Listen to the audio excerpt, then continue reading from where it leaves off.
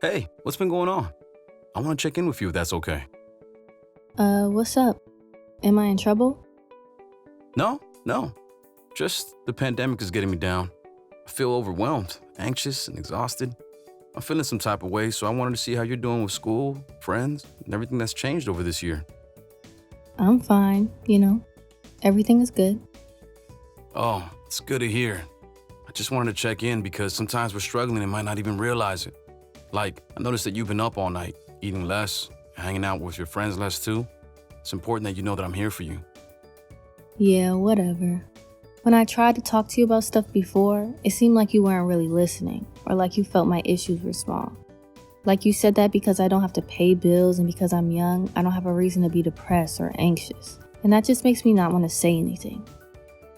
I'm sorry I made you feel that way. I grew up thinking about struggles very differently. It wasn't a thing to talk about mental wellness with family because they would call you crazy, say all you have to do is pray on it. We were raised the way we were raised. You have to be strong and deal with it.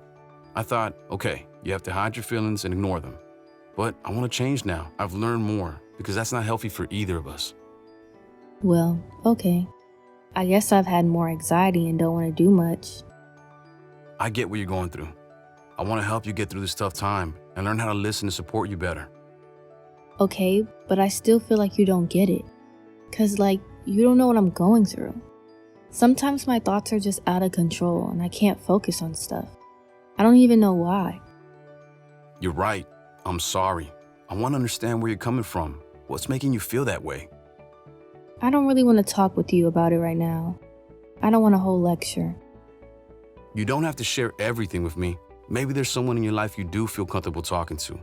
What would worry me is if you ignore your feelings and hope they change on their own, because they can come out later in bad ways. I've looked into some helpful things, like counselors you could talk to, or group sessions where you talk about it with other people who sometimes feel anxious, even just so you know you're not alone. As long as you're talking to someone, I'm happy. I feel you. I guess I appreciate that you brought this up in such a chill way. I was expecting something completely different, but this felt good. But yeah, it's helpful to know that I have options. I don't know if it's that bad where I gotta talk to a therapist or whatever, but since you're cool with it, maybe I'll consider it. Yeah, I'm looking at getting my own support. I tried free online counseling. You can call or text someone who's trained to talk about this stuff, and they don't even need to know your name.